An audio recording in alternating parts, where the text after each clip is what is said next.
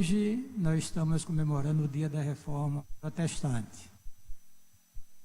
O dia 31 de outubro de 1517, foi deflagrado um movimento muito grande na Alemanha e mudou a face da história e do cristianismo.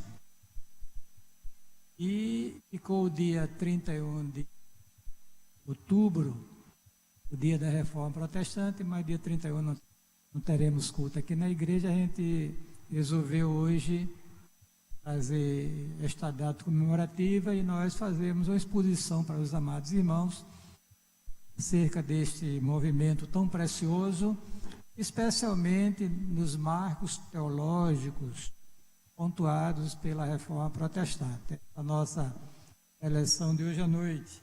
Eu queria convidar os irmãos para nós abrirmos a Bíblia Sagrada na segunda carta que Paulo escreveu a Timóteo, no capítulo 3, versículo do 14 até o 17. Assentados mesmos, vamos ouvir a palavra, depois nós vamos falar um pouquinho sobre a reforma, tanto os reformadores, e enfocar os 5 solas, ou seja, os 5 marcos teológicos da Reforma Protestante. Diz assim a palavra do Senhor: Tu, porém, permanece naquilo que aprendeste, de que fostes inteirado, bem de quem o tens aprendido, e que desde a tua meninice sabes as sagradas letras que podem fazer-te sábio para a salvação, pela fé que há em Cristo Jesus. Toda a Escritura inspirada por Deus, proveitosa para ensinar, para redarguir, para corrigir, para instruir em justiça, para que o homem de Deus seja perfeito e perfeitamente habilitado para toda a boa obra. Que Deus se digna nos abençoar com o que lemos na sua palavra nesta noite, em nome de Jesus. Feche os olhos, faça a oração, peça para Deus graciosamente ministrar a sua alma nesta noite, enquanto eu falo aos seus ouvidos. Querido, nós queremos agradecer pela bênção de estarmos aqui na tua casa nesta noite. Queremos, ó Deus, pela tua presença nesse santuário. Queremos pedir a tua bênção para o culto, para este momento em que iremos refletir sobre pontos cardinais da reforma protestante.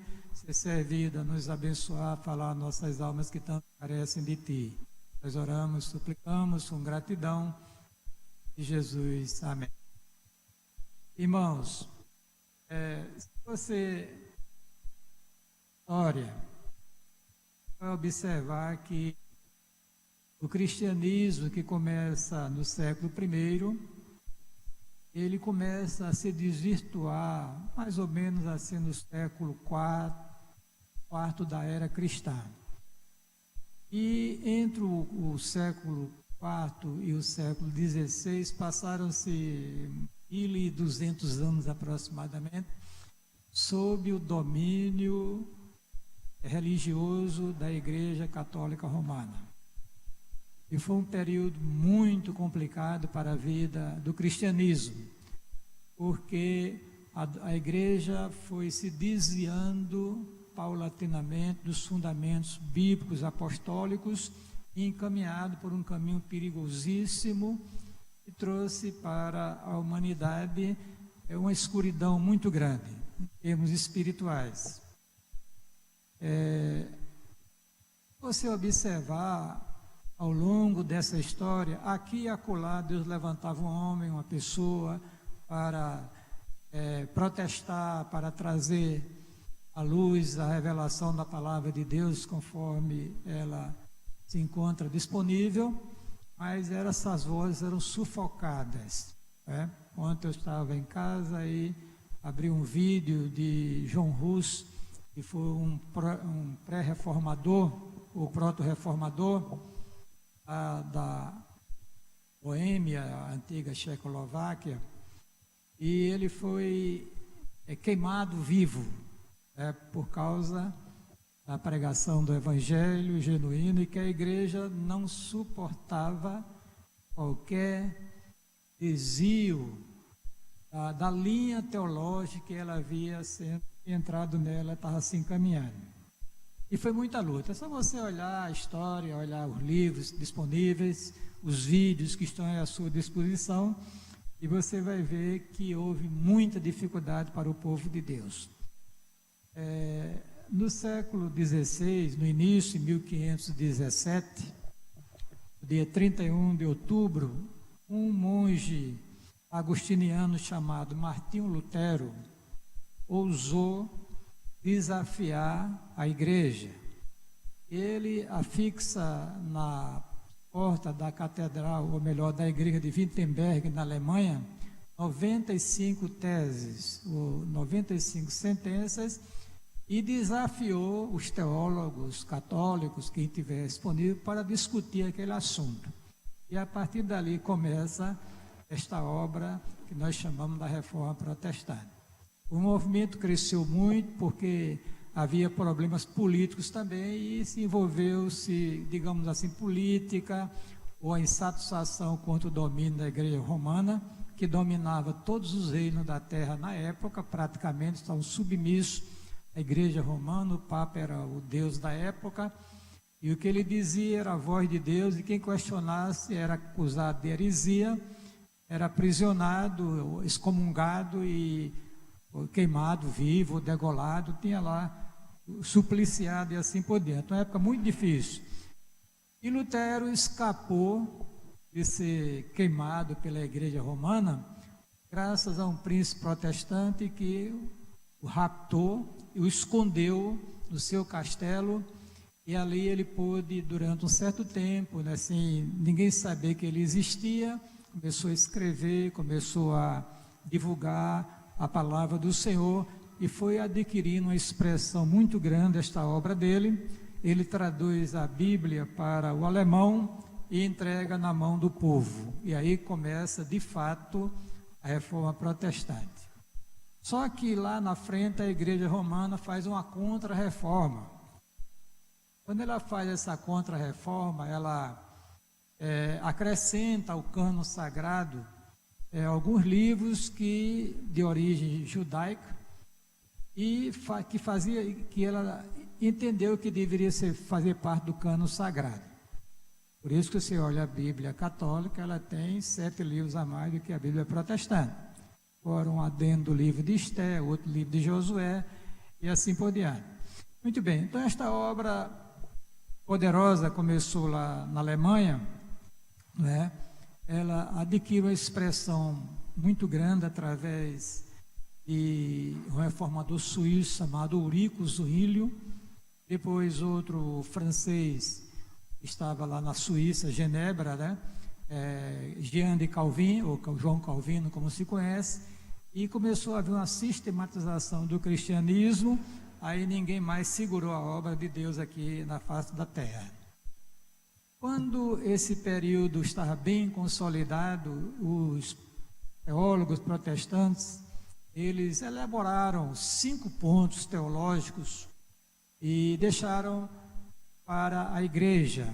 Eu queria comentar sobre esses 5 pontos teológicos, esse marco teológico chamado 5 solas. Sola é uma expressão latina que significa somente. Então eu queria, nesta noite, falar sobre os 5 solas, ou seja, os 5 marcos teológicos da Reforma Protestante, que são doutrinas cardinais, digamos assim, do cristianismo.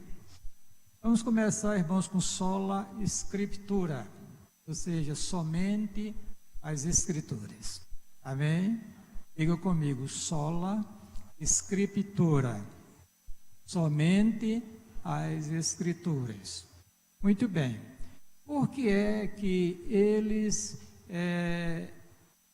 enfatizaram esse tema na época? Porque a Igreja Católica Romana, ela não tem a Escritura Sagrada, como nós a conhecemos, como a Escritura somente. Ela diz que o Papa, enquanto está na sua cátedra, ele escreve e ali está a palavra de Deus. E agora a Igreja Romana, ela tem a Bíblia, como nós a conhecemos, e tem também os 7 livros apócrifos, mais um acréscimo, como eu já falei, e tem também a tradição da Igreja, que é considerada como marco teológico da Igreja Romana. É por isso que os reformadores fincaram o pé dizendo sola Scriptura, somente a Escritura é a santa palavra de Deus. Amém? A tradição tem um certo valor, mas não é Escritura, não é a palavra, não é a última palavra da parte de Deus, porque tudo aquilo que Deus falou está registrado aqui em sua santa e bendita palavra. Nada a acrescentar, nem também nada a diminuir. Lembrar os irmãos também que na época não era a facilidade que nós temos hoje de acesso ao livro sagrado.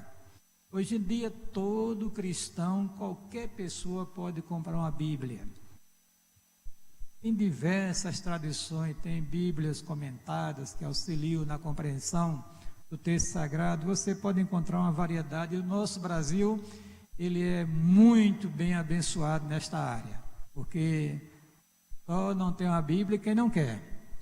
Você, por exemplo, na livraria do irmão Pedro, você vai encontrar uma Bíblia de R$10, porque R$10, naquela época valia uma fortuna, nem todo mundo tinha acesso, na época de Lutero já estava a impressão, a imprensa já tinha sido inventada e foi impresso, mas um pouquinho antes era manuscrito, era complicado você ter acesso à palavra de Deus, mesmo impresso não era fácil, não era acessível com facilidade. Além disso, a Igreja Romana tomara para si a responsabilidade de interpretar o cânon sagrado e privou o povo do acesso à Bíblia Sagrada, porque o magistério, a interpretação da Escritura ficou como uma responsabilidade da Igreja Romana. Então, o grande legado da Reforma Protestante foi ter entregue a Bíblia ao povo e dizer que somente a Escritura é a santa palavra de Deus. Amém? Eu queria, contextualizando essa questão, eu queria informar os irmãos mais uma vez que tudo aquilo que Deus queria que você conhecesse acerca do seu ser, o seu caráter, os seus atributos e a sua vontade já está revelado e se encontra disponível através da santa palavra de Deus. Diga amém, irmãos? Porque isso aqui é uma riqueza imensurável. O cânon sagrado é a maior riqueza que o Senhor deixou para a sua igreja. Agora, o que a gente percebe é que a gente talvez tenha se acostumado tanto com a Bíblia que a gente a negligencia. Poucos irmãos têm o cuidado de ler a Bíblia sistematicamente para procurar ouvir a voz de Deus, esta voz que é poderosa, que é cheia de majestade. Nós somos aqui no Brasil uma geração que gosta digamos assim, do sentimento, da coisa que move as emoções da gente. E, por exemplo, se tiver uma profetisa em qualquer lugar, ou um profeta, a igreja corre para ouvir a voz de Deus, para ouvir Deus falar. Eu não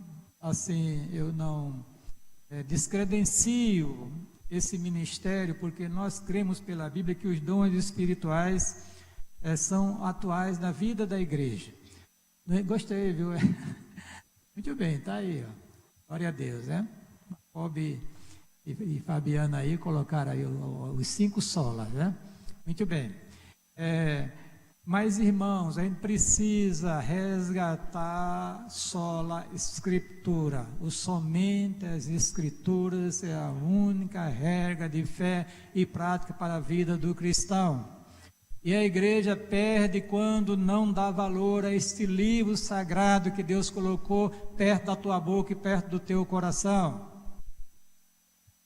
Eu confesso, queridos, que sou um homem apaixonado pela Bíblia Sagrada. Louva a Deus por isso. Eu não quero mais nada.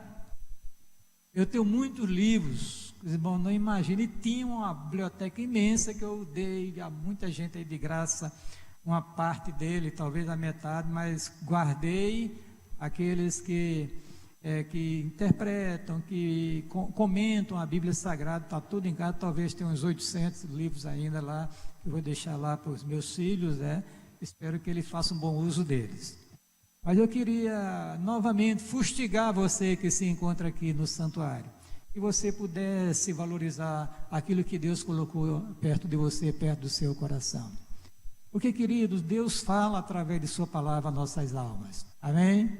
E esta voz de Deus é poderosa, ela é cheia de majestade, ela enche o coração da vida da gente. Ela enche o nosso coração. Ela aponta o caminho correto para o céu. Ela revela a Deus.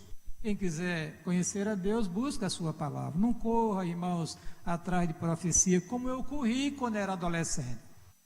Já disse aqui nesta igreja que não tinha um culto de oração aqui nessa cidade, onde tinha um profeta, uma profetisa que era usada por Deus, que eu não corria para ouvir a voz de Deus.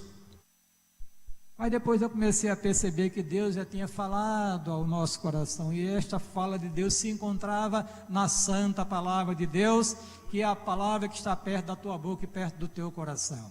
Eu comecei a ler, a estudar, e ouvi Deus falar a minha alma, louvado seja Deus por isso. Irmãos, toda a escritura, disse Paulo, foi inspirada por Deus. É um livro diferenciado. É um livro que traz Deus ao nosso alcance, mais próximo de nós. Pedro, ele disse o seguinte: temo muito firme a palavra dos profetas, a qual bem fazeis em estar atentos, como a luz que alumia em lugar escuro, até que eu despareça, a estrela da alva apareça em vosso coração. Sabendo que nenhuma profecia da Escritura é de particular interpretação, porque a profecia nunca foi produzida por vontade de homem algum, mas os homens santos de Deus falaram, inspirados pelo Espírito Santo, louvado seja Deus por isso. Amém? Então a Bíblia, ela é inspirada por Deus, ela é inerrante, você não vai encontrar erro na santa palavra do Senhor. Ela explica ela mesma, ela se complementa. É preciso a gente entender esta verdade, queridos, e ela é suficiente para atender às nossas necessidades espirituais. Amém? É por isso que é sola escritura, ou somente as sagradas escrituras. Não precisamos mais de nada em termos espirituais para compreendermos a vontade soberana de Deus para as nossas vidas. A palavra está perto da tua boca, está perto do teu coração. Esta é a palavra da fé que nós pregamos. Quer ouvir a voz de Deus? Busque a sua santa e bendita palavra. Amém? O segundo sola é sola gratia, ou somente a graça de Deus. Amém? Somente a graça de Deus. Na mente dos reformadores, eles entendiam, queridos, que em nós não há nada que agrade a Deus, porque todos pecaram e destituídos estão da glória de Deus. Não há nada que Deus, olhando para você, veja que lhe agrada. Não há. Eles entendiam isso, e eles entendiam que esta graça de Deus, que é o favor de Deus dispensado ao homem que não tem merecimento algum, que somos todos os homens, somos nós. Isto é graça, isto é misericórdia, isso é perdão, isso é salvação.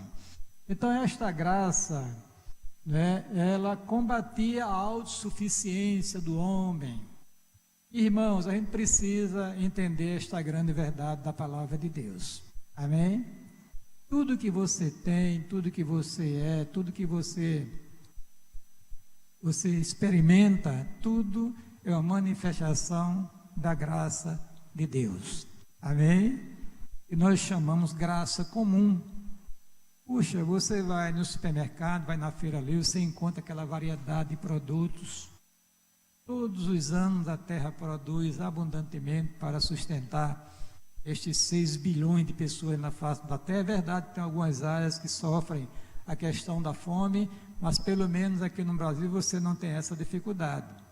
Eu nunca cheguei no supermercado para encontrar as prateleiras vazias. Aliás, houve uma época no governo de Sarney, aquela época antiga, que a gente entrava na fila para comprar leite para as crianças. comprar carne. O pessoal mais antigo sabe disso, né? Quem aquela época ali já sabe que foi uma época difícil, mas hoje, pela graça de Deus, você tem disponível tantas coisas maravilhosas, né, queridos, né? A roupa que você veste, o automóvel que você anda, o trabalho e assim por diante. Isso é a manifestação da graça de Deus em nossas vidas. Bendito seja Deus por isso. Os reformadores sabiam disso, mas a ênfase principal dos reformadores é esta graça referente à salvação eterna do ser humano. Porque já foi dito aos irmãos que o homem, ele nasce já morto em seus delitos e pecados. Quando Adão pecou, nós pecamos, Adão caiu, nós caímos, Adão morreu, nós morremos também. Nenhuma criança nasce, às vezes, no interior se dizia, quando a criancinha falecia, aí faleceu um anjinho. É o anjinho, querido, anjo é anjo, o ser humano é ser humano. Faleceu um pecador. Agora, se está perdido ou salvo, é outra questão de discussão teológica, eu não vou entrar aqui no mérito da questão. Mas eu quero dizer que o pecado, ele contamina toda a descendência de Adão. Por um homem, disse Paulo, entrou o pecado no mundo pelo pecado da morte. A morte passou a todos os homens porque todos pecaram. Quando é que todos pecaram? Em Adão.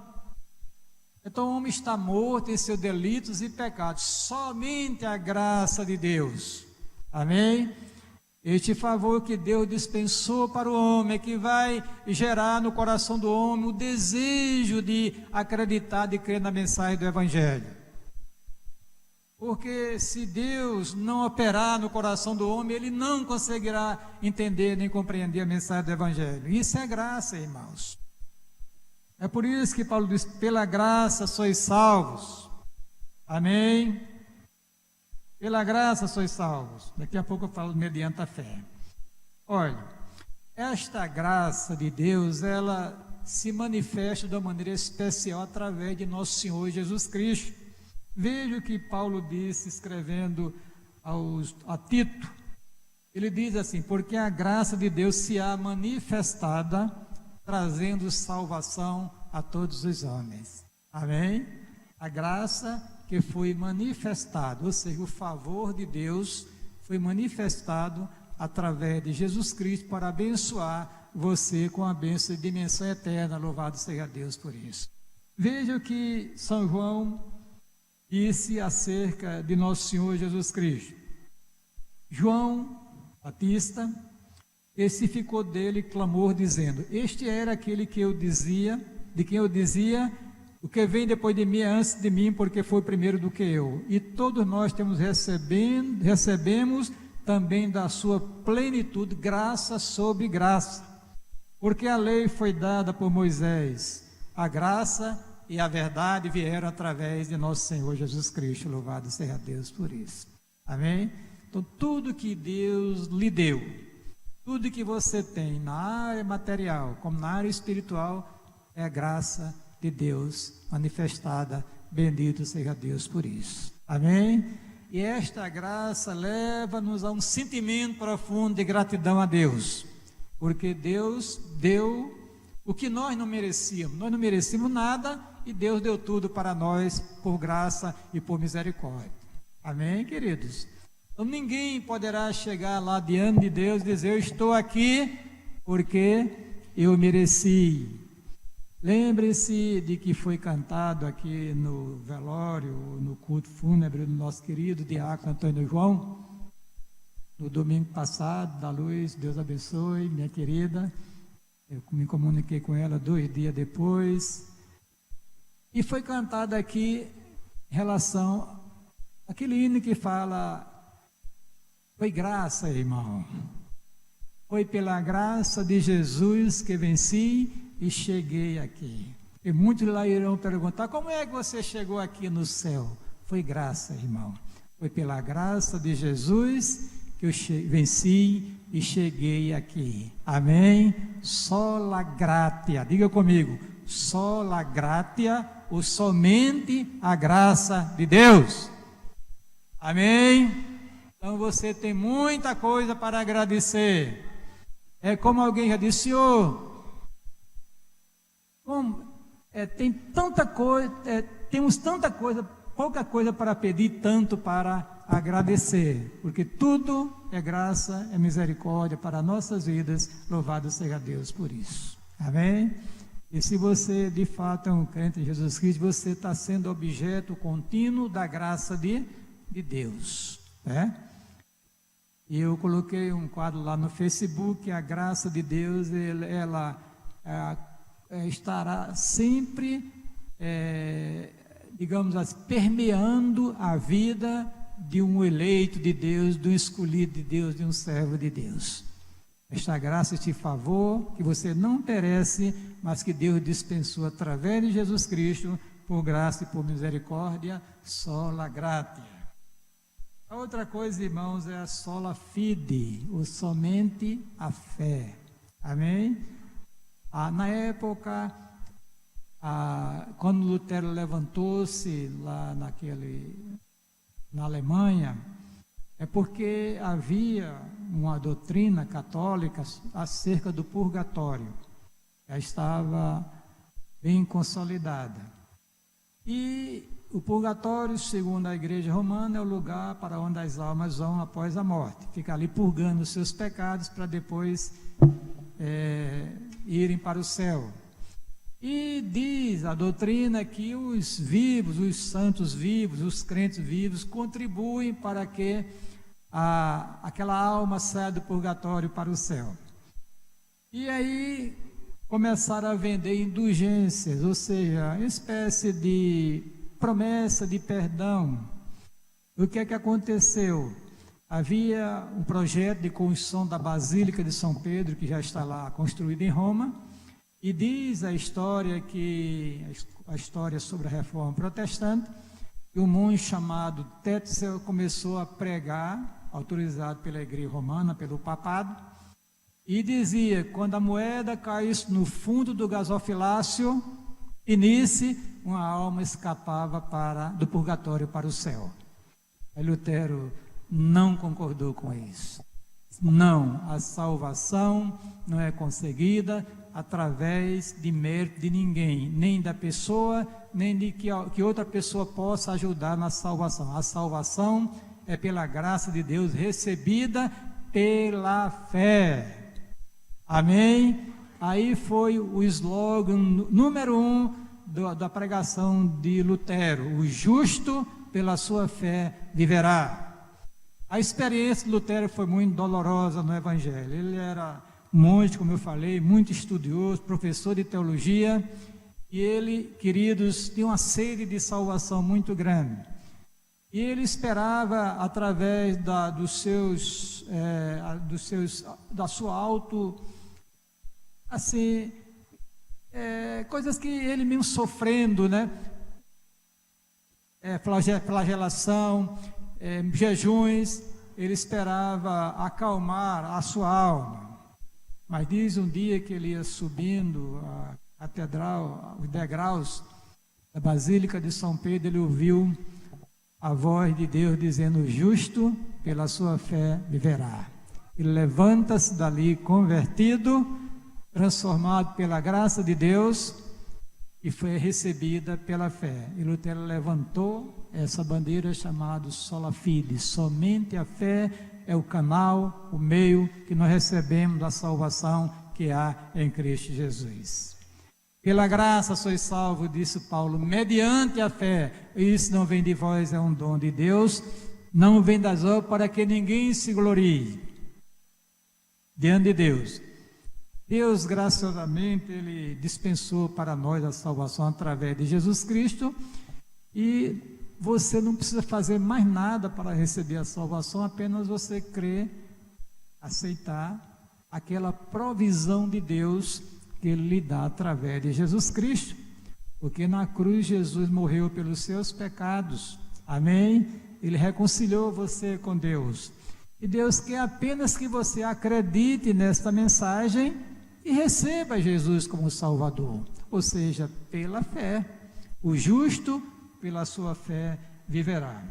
Aí Paulo diz, escrevendo aos Romanos: não me envergonhe do Evangelho de Cristo, porque ele é o poder de Deus para a salvação de todo aquele que crê, primeiro do judeu, depois do grego. Aí ele diz, porque o justo, pela sua fé, viverá. Amém? Uma palavra lá de Abacuque, que Paulo traz para o Novo Testamento, e depois o escritor aos Hebreus repete. Então, queridos, essa sola fide, veja o que Paulo disse, escrevendo ainda aos Romanos: sendo, pois, justificados pela fé. Amém? Temos paz com Deus por nosso Senhor Jesus Cristo, pelo qual também temos entrada pela fé a esta graça, da qual estamos firmes e nos gloriamos na esperança da glória de Deus. E você, querido, acredita de todo o seu coração que Jesus é o Filho de Deus. Ele morreu na cruz pelos seus pecados e ressuscitou para a sua justificação. Você está salvo, louvado seja Deus por isso. Amém?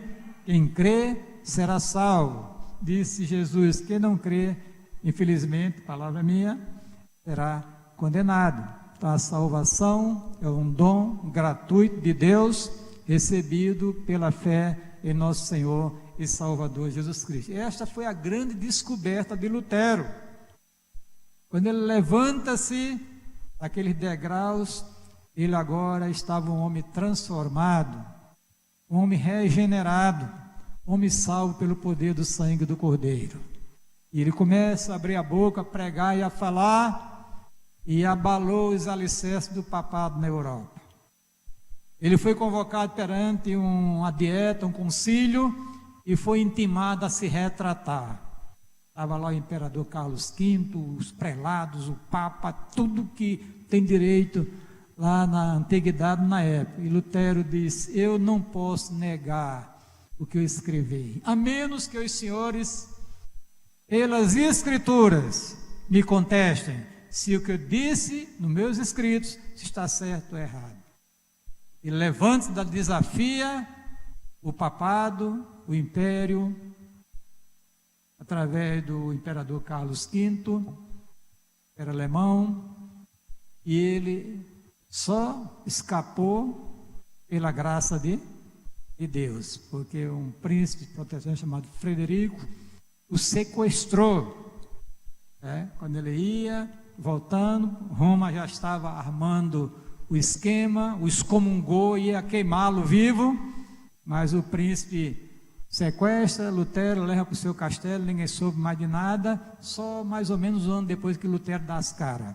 Mas os escritos dele foram aparecendo constantemente para alimentar o povo de Deus da época, louvado seja Deus por isso. O outro sola é solos Christus, aí Walter, se estivesse aqui, explicar o latim, que Walter é especialista em latim, mas isso aí há uma espécie de uma concordância, entre a palavra Cristo e solo. Então não é sola, solos Christus, o somente de Jesus Cristo, louvado seja Deus por isso, amém? Por quê? Porque a igreja já tinha, irmãos, elevado Maria a um patamar muito alto, elevado os santos da igreja, São Paulo, São Pedro, São João e os papas daqueles homens antigos, muitos santos e outros ímpios que foram santificados pela igreja ou canonizados pela igreja romana. Mas aí os protestantes, através desta reforma, é somente Jesus Cristo, amém? Não precisa de outro medianeiro, não precisa de corredentora, não precisa de nada a não ser Jesus para nos trazer a felicidade eterna. Eles começaram a pregar a Cristo, esse Cristo que segundo a Bíblia é o Filho de Deus, amém? Ou melhor, o Deus Filho. Porque, queridos, você precisa acreditar em Jesus Cristo. Aí está o segredo da sua felicidade neste mundo e na eternidade. Jesus, ele é Deus, amém? Jesus Cristo é o Filho de Deus, a segunda pessoa da Santíssima Trindade. Solos Cristo, somente Jesus Cristo. Paulo diz: há um só Deus e um só mediador entre Deus e os homens. Quem é? Jesus Cristo, homem. Quem assistiu ao Alto da Compadecida aqui? Assistiram, né? Teve lá que é uma, digamos assim, uma ênfase ao catolicismo, à mariologia ou mariolatria. A mãe e o filho atendem. Veja, a Igreja Romana não nega que Jesus Cristo é o Filho de Deus.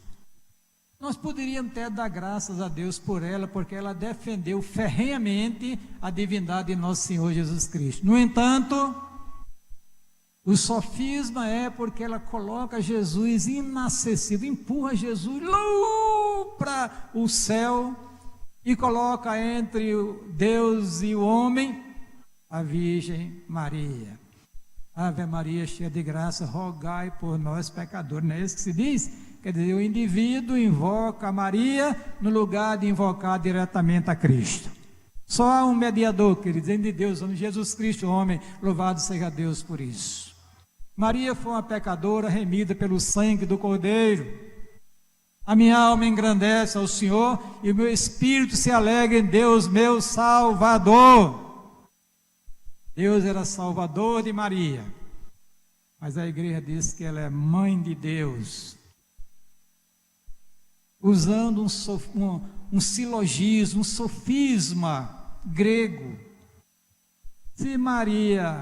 Se Jesus é Deus, Maria é mãe de Jesus, então Maria é mãe de Deus. Mas não é assim a lógica da Bíblia. Maria foi apenas um instrumento abençoado por Deus para no seu ventre ser gerado a humanidade do Filho de Deus. Amém? No princípio era o Verbo. O Verbo estava com Deus e o Verbo era Deus. No versículo 14 de São João, capítulo 1, diz que o Verbo se fez carne e habitou entre nós. Quer dizer, esse Verbo divino, ele agora encarna, por obra e graça do Espírito Santo, no ventre da bendita Virgem Maria. E Jesus nasce. E os anjos anunciam: na cidade de Davi vos nasceu hoje o Salvador, que é Cristo o Senhor. Você olhando para Jesus, você vai ver Deus e homem numa pessoa só. Louvado seja Deus. A natureza divina e a natureza humana unida numa pessoa só. Jesus Cristo, Filho de Deus. Essas naturezas conservaram cada um as suas propriedades. Os atos de Jesus foram atos pessoais, que ora a natureza divina era manifestada, ora a natureza humana era manifestada. E a encarnação do Verbo teve um propósito. Qual foi? O maior propósito, o maior milagre de Jesus que ele realizou não foi ressuscitar Lázaro depois de 3 dias de morto. Não foi multiplicar os pães, acalmar a tempestade no mar da Galileia. Foi justamente morrer na cruz do Calvário para nos reconciliar com Deus. Bendito seja Deus por isso. E esta morte expiatória, redentora, ela é autenticada, chancelada com a ressurreição de Jesus Cristo. Amém? Jesus Cristo, Filho de Deus, Salvador. Que coisa linda, eu acho essa expressão linda. Jesus Cristo, Filho de Deus, Salvador. Solos Cristo, diga comigo, solos Cristo, somente Jesus Cristo, bendito seja Deus por isso. Amém, irmãos? Último, soli deo glória. Glória somente a Deus. Diga comigo, soli deo glória. Glória somente a Deus. Querido, nós estamos aqui neste mundo para glorificar a Deus. Você não vê este mundo por um acaso. Diga amém. Você não está aqui porque papai e mamãe quiseram no momento de enlevo amoroso. Você está aqui com um firme propósito de Deus. E Deus usou os seus pais para essa finalidade. Você está aqui para glorificar o grande nome do Senhor nosso Deus. Diga amém, irmãos.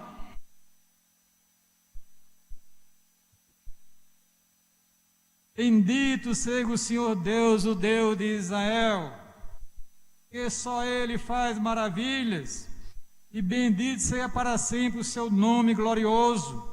Encha-se toda a terra de sua glória. Amém e amém. Salmo 72, versículo 18 e o versículo 19. A glória pertence unicamente a Deus. Amém? Foi Ele que disse: eu sou o Senhor e este é o meu nome. A minha glória a outrem não darei, nem o meu louvor às imagens de escultura. Ele está aqui, querido, para glorificar a Deus com a sua vida, o seu tempo e os seus bens. Diga comigo: eu estou aqui neste mundo. Ouvindo não, viu? Eu estou meio surdo. Eu estou aqui neste mundo para glorificar a Deus com a minha vida, o meu tempo e os meus bens. A todos que são chamados pelo meu nome e os que criei para a minha glória, eu os formei, sim, eu os fiz. Está vendo como você agora já sabe o seu papel número 1 neste mundo? É glorificar a Deus, é cultuar a Deus. Não é só aqui no santuário não, irmãos. A vida do crente é a vida de culto contínuo. Aqui é o momento que nós nos reunimos para expressar este culto, mas a sua vida, o seu corpo é um holocausto vivo, louvado seja Deus por isso. Nós cantamos isso. E precisamos aprender, que nós estamos aqui para glorificar o nome do Senhor, né? O seu corpo é santuário do Espírito Santo de Deus. Amém?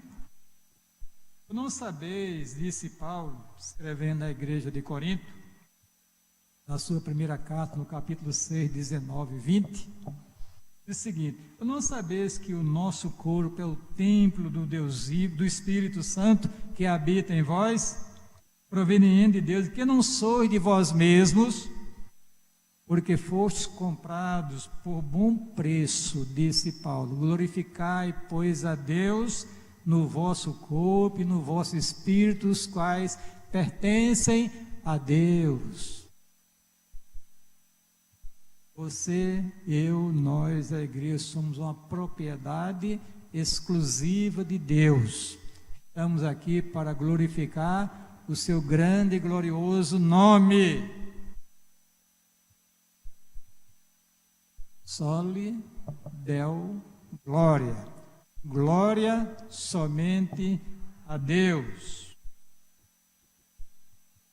Se vós estiverdes em mim, disse nosso Senhor Jesus Cristo, e as minhas palavras estiverem em vós, pedireis tudo o que quiserdes e vos será feito. Nisto é glorificado meu Pai que está nos céus, que deis muito fruto, e assim serei meu discípulo. E aí, está frutificando?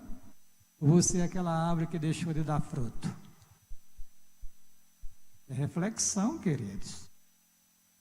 Para nós, nesta noite, faça uma revisão na sua vida. Quais são as suas aspirações, as suas preocupações? Será que Jesus é a razão de ser da sua existência? É o seu arrimo, é a sua sorte? Ou você está dividindo os seus afetos com as coisas deste mundo?